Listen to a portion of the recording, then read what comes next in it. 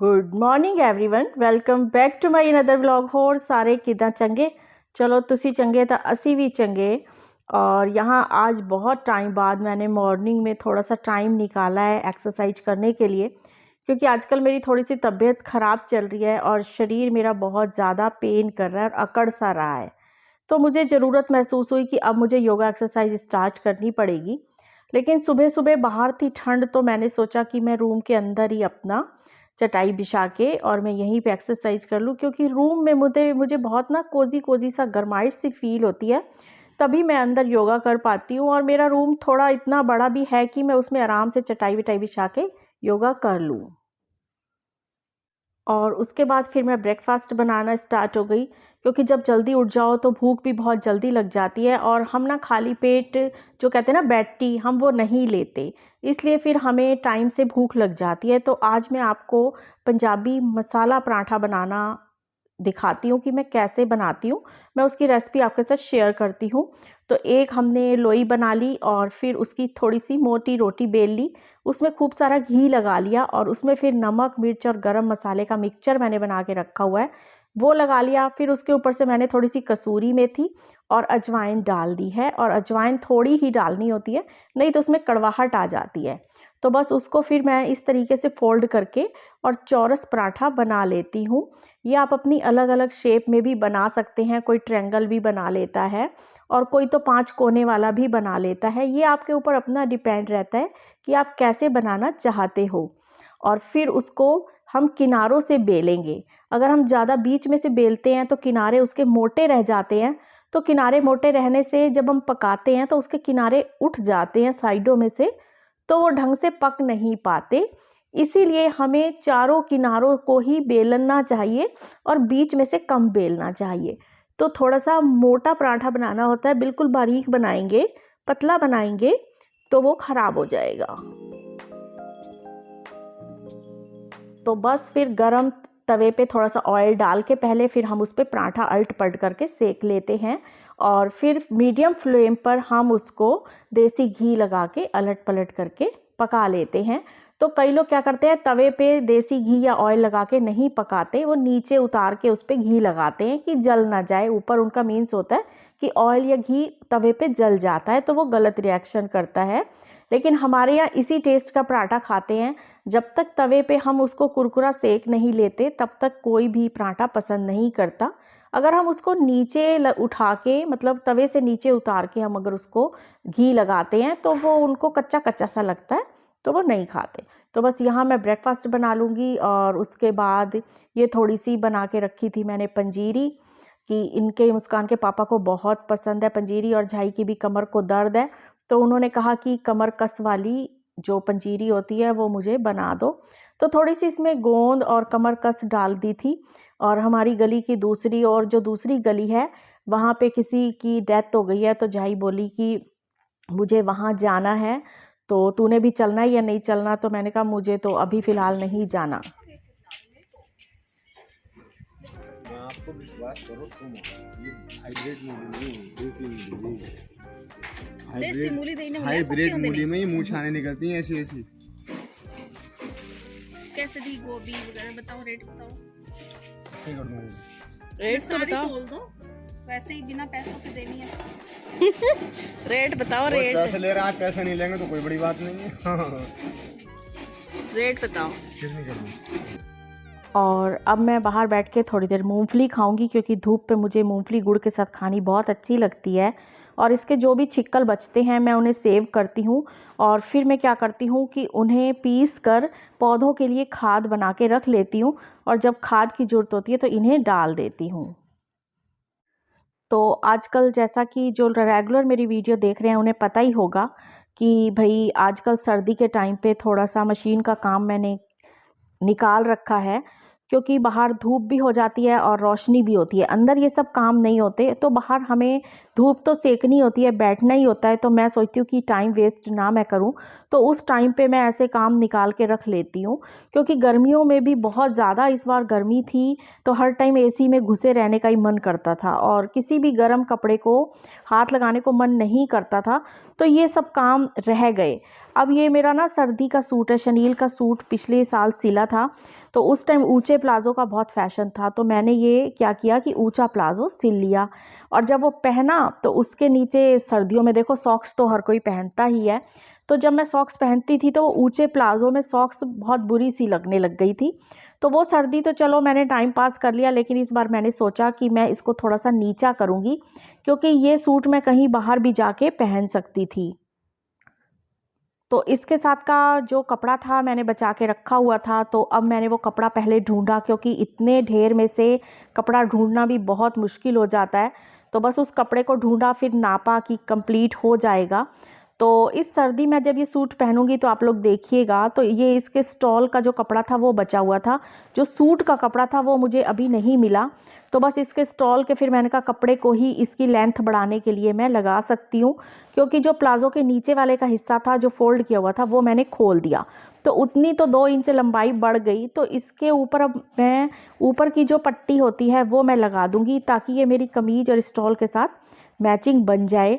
तो ये सब जो काम होते हैं ये थोड़े से टिपिकल काम होते हैं। एक जो मतलब क्या कहते हैं कि नया सूट आपने सिलना हो तो फटाफट आप उसको काटो और फ़ौरन सिल दो, लेकिन पुराने कपड़े को आप जब फिर से ठीक करना चाहते हो तो उसके लिए पहले कपड़ा ढूंढो, फिर उसको खोलो, फिर उसको प्रेस करो, फिर उसका हिसाब लगाओ।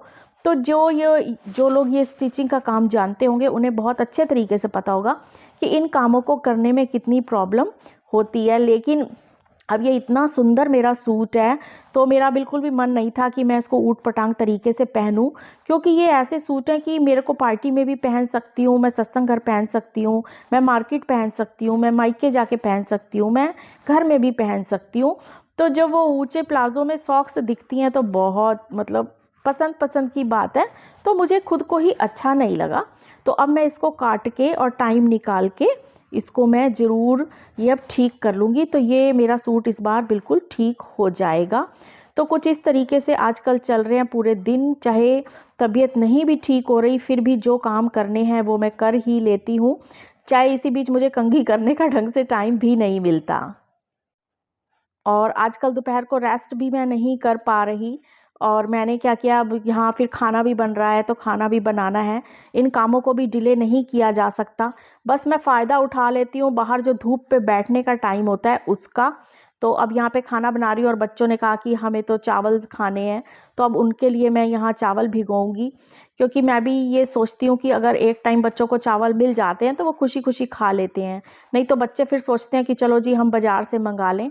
तो मैं नहीं चाहती कि बाज़ार से बच्चे फिजूल में मंगाएं, और इतना कॉस्टली मतलब हर चीज़ फिर बच्चे मंगा लेते हैं, तो इतना मैं नहीं चाहती कि जब तक मैं कर सकती हूँ मैं उन्हें करके दे लूँ और वो बाहर का इतना ऊट पटांग चीज़ें खाएं।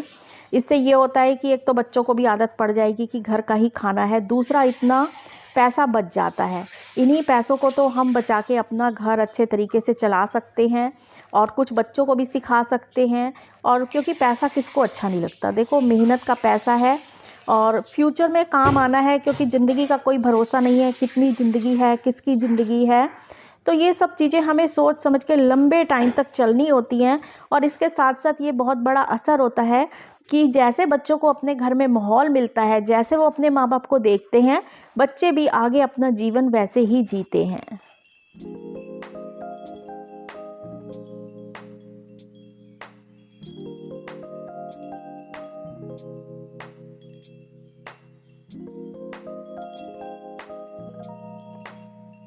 तो बस अब मैं टाइम से लंच बना के सबको दे लूँ, और इसके पापा को ही शॉप पर जाना है।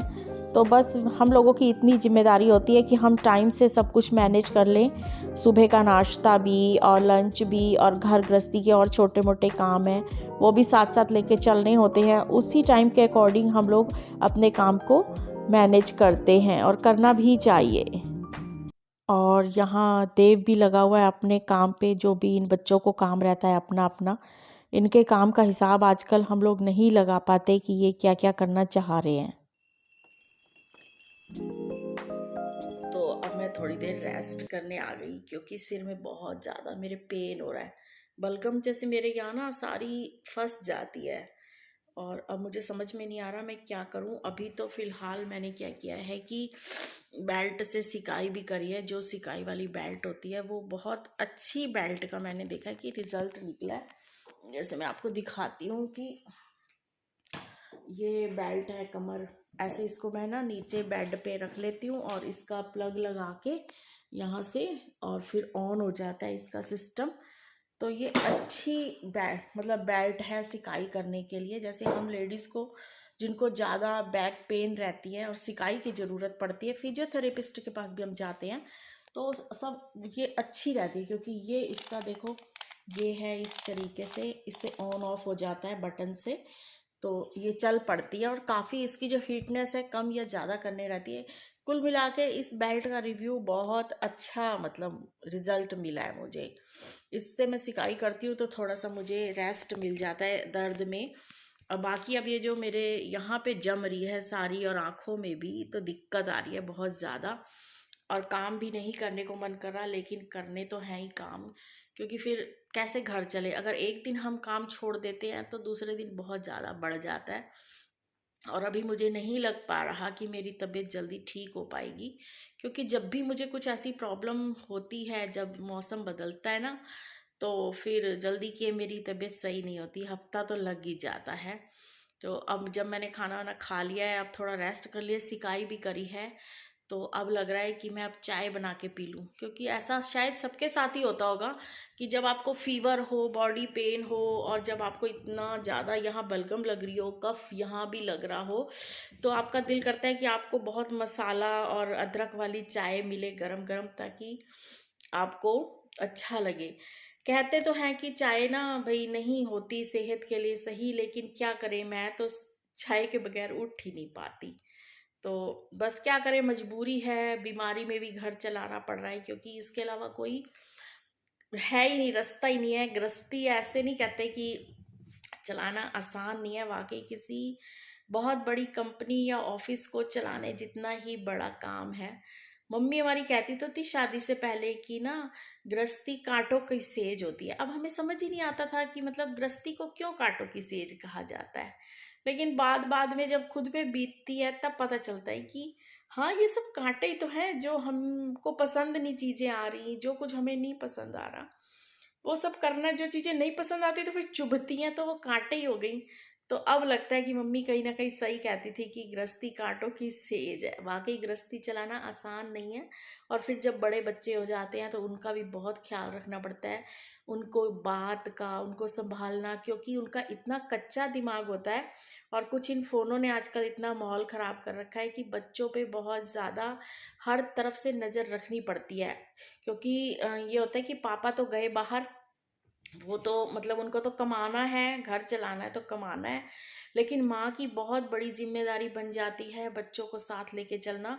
छोटे बच्चे होते हैं जैसा पहनाया जैसे खिलाया चल गया, लेकिन जब बच्चे बड़े हो जाते हैं और कच्ची उम्र में होते हैं तो उन्हें संभालना आज के टाइम पे बहुत बड़ा रिस्क है।